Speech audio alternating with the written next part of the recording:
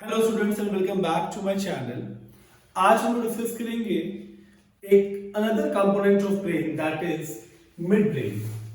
Mid brain के लिए important क्या है कि अगर आप ब्रेन को इस व्यू से देखेंगे या इस व्यू से देखेंगे, मतलब जो आपका एंटीरियर व्यू है या जो लेटरल व्यू है, इन दोनों ही कंडीशन में मिड ब्रेन आपको विजिबल नहीं होगा।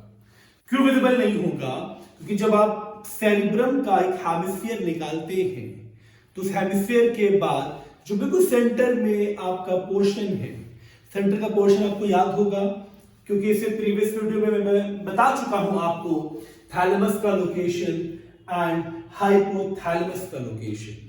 तो ये सेरिब्रल हेमिस्फीयर के पास आपको दिखता है। जब आप एक हेमिस्फीयर रिमूव करते हो तो दूसरे हेमिस्फीयर मतलब हाफ ब्रेन में या दो हेमिस्फीयर के बिल्कुल सेंटर पे जो कंपोनेंट्स प्रेजेंट है जिसमें थैलेमस हाइपोथैलेमस है, उसी कंपोनेंट में जो लोकेशन है वो है मिड ब्रेन का। या बहुत सिंपली अगर मैं कहूं, अगर आपको पहचानना है मिड ब्रेन, तो आप मेरी सबसे पहली वीडियो देख चुके हैं इस चैप्टर की, जिसमें मैं आपको ब्रेन एनाटॉमी के बारे में डिस्कस कर रहा था। तो ये जो पोर्शन है, ये तो आप लोग जानते हैं सेरिबेलम का पोर्शन है, ये सेरिबेलम का पोर्शन है, ओके।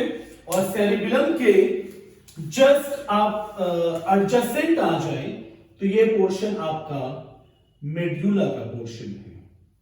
तो ये मेड्यूला का पोर्शन है आपका। एंड ये जो प्रोजेक्शन आप देख रहे हैं, दिस इज पॉन्स वेरुलाई।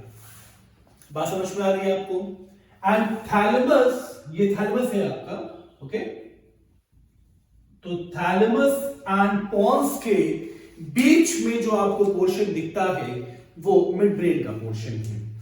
तो ये जो पोर्शन आप देख रहे हैं पॉन्स एंड थैलेमस के बीच में, ये जो लोब्स आप देख रहे हैं, ये आपका फर्स्ट कंपोनेंट है मिड ब्रेन का, जिसे हम बोलते हैं ऑप्टिक लोब्स, ओके।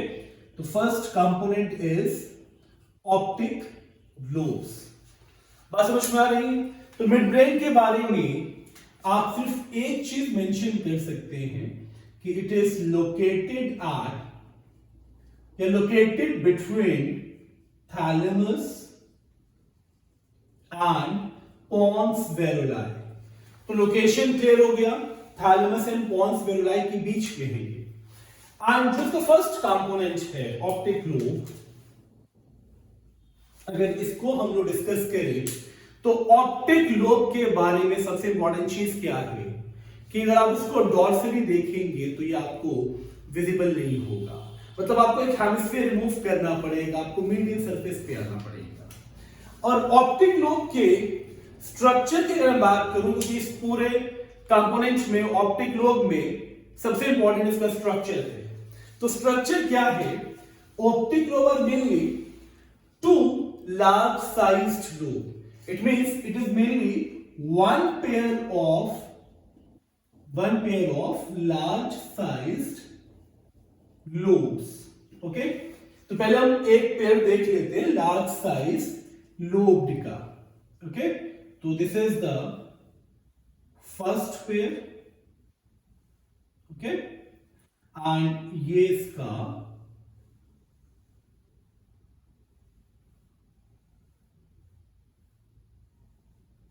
ये इसका सेकंड लोब। कुछ इस तरह का स्ट्रक्चर है आपके ऑप्टिक लोब का।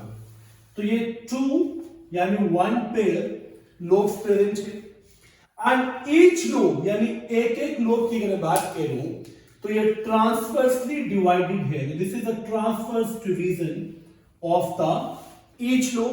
बात समझ में आ रही होगी आपको? तो ये जो लोब डिवाइडेड है, इससे रिजल्ट क्या हुआ?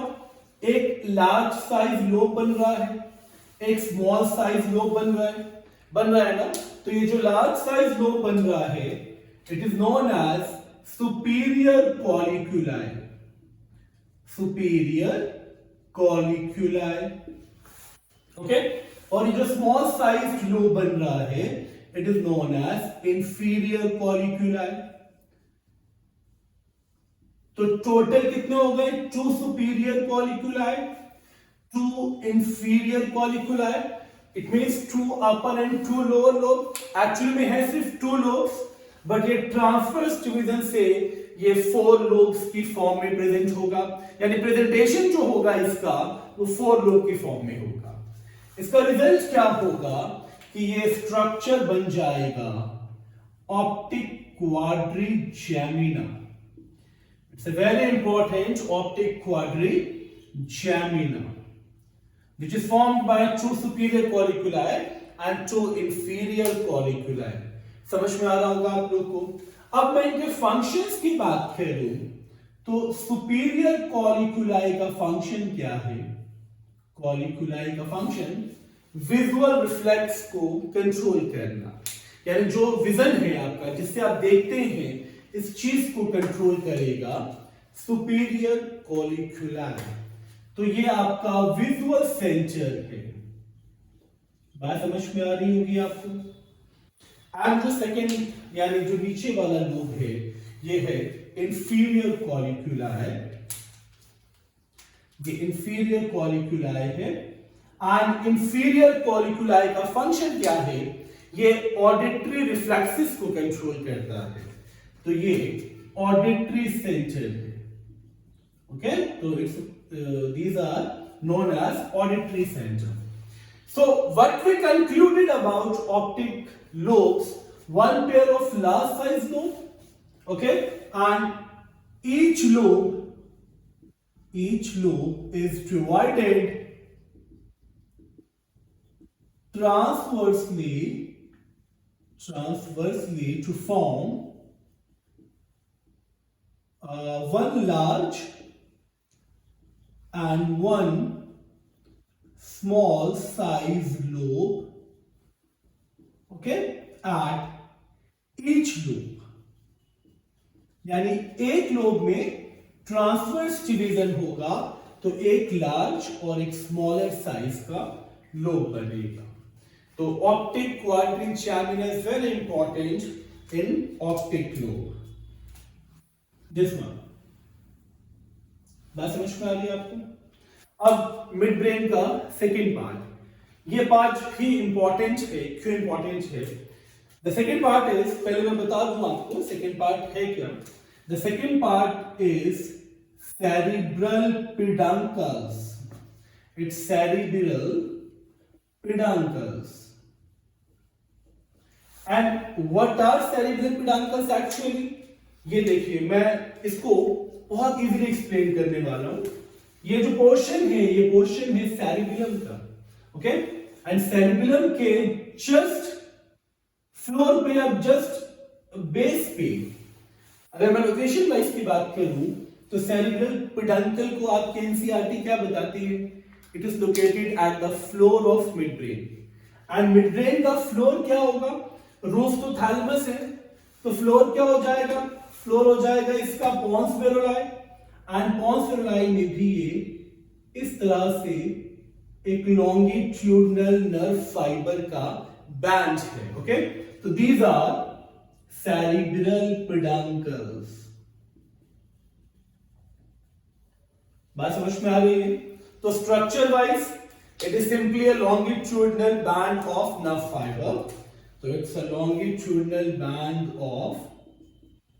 longitudinal band of nerve fibers, and the function is to, function की बात करें तो इसका फंक्शन बहुत इंपॉर्टेंट है because it connects forebrain to midbrain as well as hindbrain to midbrain. It simply means it's a coordination center between the forebrain and the hindbrain. Okay, so it's a coordination center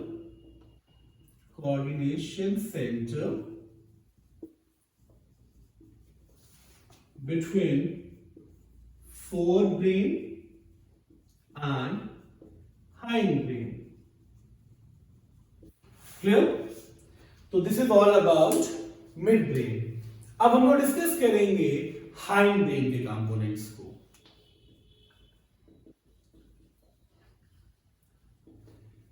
So hindbrain are having three important components. The first one is pons veruli. Okay, second one is cerebellum, and the third one is medulla oblongata. Medulla oblongata. Okay, these are the three components of hindbrain.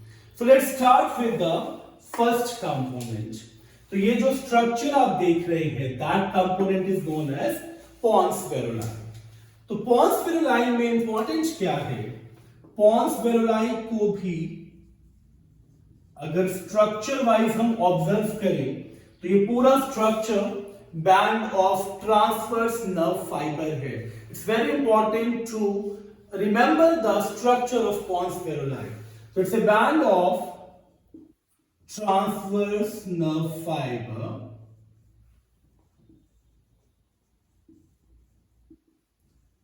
Okay. And अगर मैं function की बात करूं pons feruli के, तो pons feruli का major function क्या है? pons feruli पे number of receptors are there. यहाँ पे रेस्पिरेशन का भी सेंटर है, कार्डियक सेंटर भी है. तो मेजर फंक्शन क्या है कि pons feruli consist of respiration center, cardiac center, and it also coordinates between two cerebellar hemisphere. Okay, तो ये cerebellar hemisphere को भी कोऑर्डिनेट करता है एंड ये मसल्स को भी रेगुलेट करता है. ओके, तो it coordinates the two cerebral hemisphere to regulate the muscles of each side. Okay, so pons feruli का स्ट्रक्चर तो बहुत सिंपल है. It's the entire network of transverse nerve fibre. Clear? And pons को वैसे भी अगर मैं ह्यूमन ब्रेन की बात कर रहा हूं तो pons feruli का सिर्फ आपको एक फंक्शन याद रखना है. योर रेस्पिरेशन सेंटर, जो cardiac centre, lies at the pons feruli. Okay, and pons also regulates your muscular movement. It mainly controls your muscles of each side. For example, it mainly regulates two cerebral hemisphere. Okay, and मैं आपको पहले ही बता चुका हूँ कि right hemisphere controls the activity of left side and left hemisphere controls the activity of right side. This coordination is mainly maintained by pons feruli. Okay, तो अब pons के बाद हम सेकेंड कंपोनेंट डिस्कस करेंगे, cerebellum. And why cerebellum is important? cerebellum के लिए भी आपको एक बहुत इंपॉर्टेंट चीज याद रखनी है. पहली चीज क्या है? अगर मैं इसके सरफेस की बात करूं तो cerebellum has three surface and it is also known as second largest part of the brain after cerebellum. So it's the second largest part of brain.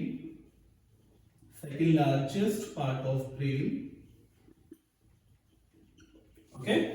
और अगर मैं cerebellum को यहां ड्रॉ कर लूं, suppose this is the cerebellum. Okay? So it has three surface and three surface में क्या है? Two cerebral hemisphere. ये दो आपके हेमिस्फीयर हो गए. जस्ट लाइक द सेरिब्रम में क्या था? एक मीडियन ग्रूव था जिसको हम लोगों ने सेरिब्रल फिसर बोला था. यहां पे जो टू हेमिस्फीयर है वो डिवाइडेड है by a deep median groove. Actually median groove भी नहीं है, it's a surface which is known as vermis.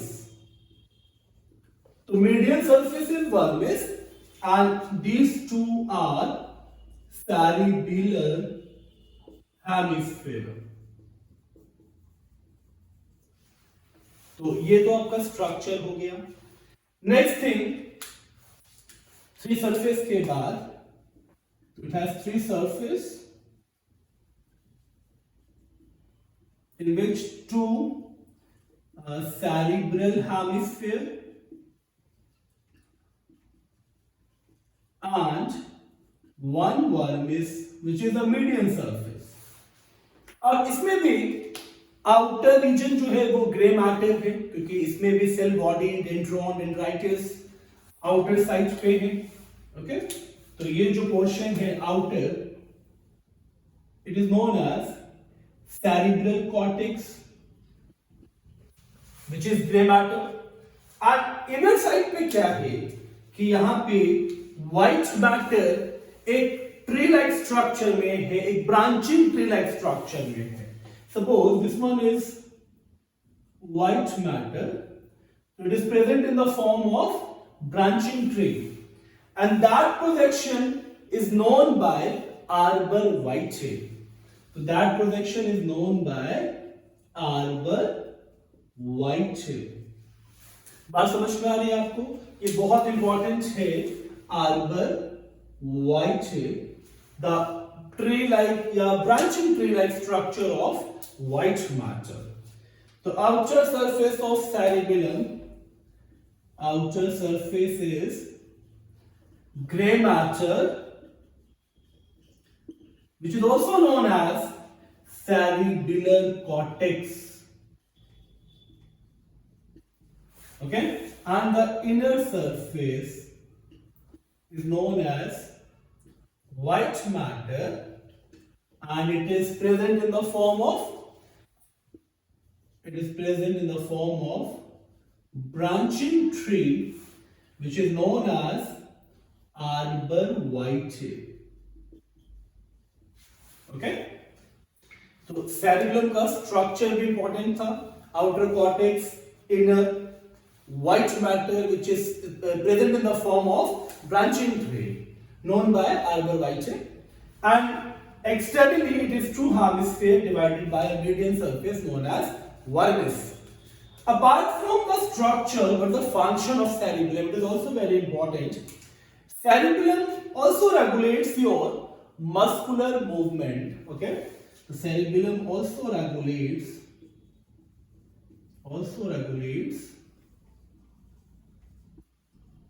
your muscular movement as well as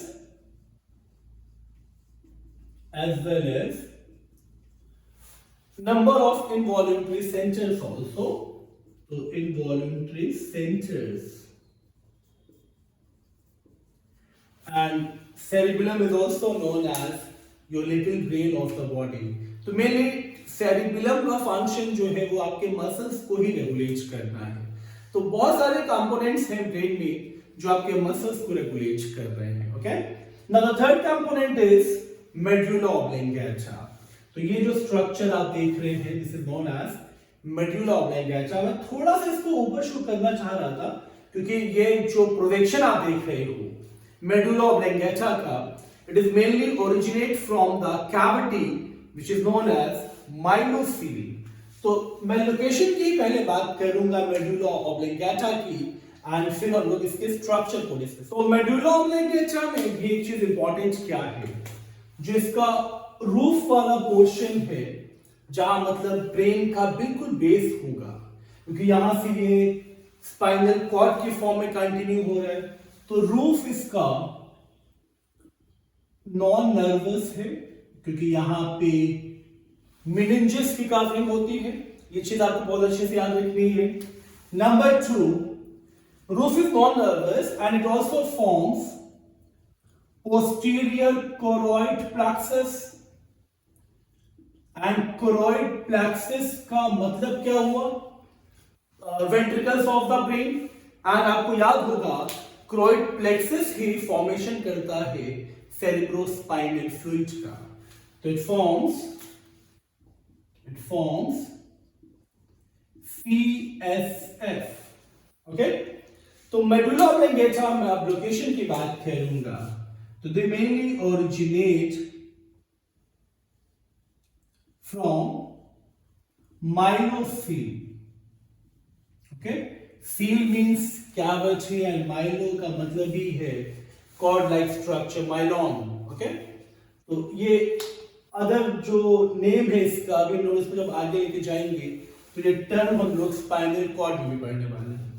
okay, and third चीज क्या है, medulla continues as a spinal cord.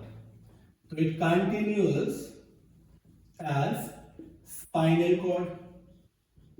Okay, तो fore brain, mid brain and hind brain में आपने number of components तो पढ़े, but आपको एक बात याद रखनी है कि मेडुला पे अगर इंजरी होगी तो ऑन द स्पॉट डेथ हो जाती है, because this is the most vital portion of the brain. तो injury to medulla leads to death. Injury to medulla leads to death. And why it leads to death? Because medulla is the main center for all involuntary action. Okay, so medulla is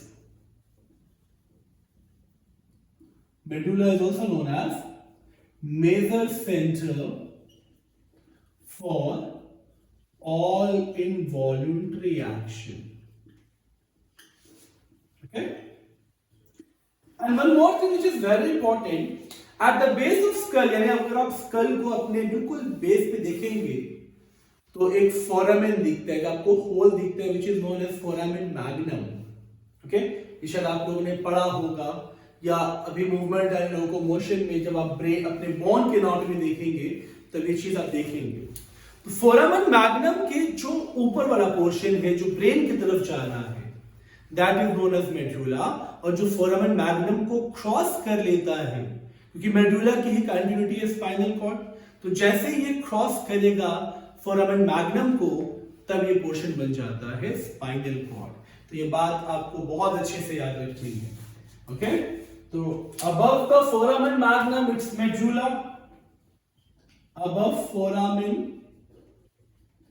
magnum it is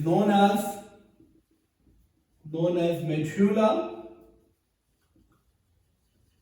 and below foramen magnum के अगर आप नीचे आएंगे तो ये continue हो जाएगा as spinal cord, क्योंकि फोरामेन मैग्नम पे ही आपका जो वर्टिब्रल कॉलम का फर्स्ट बोन है वो हैंग होता है.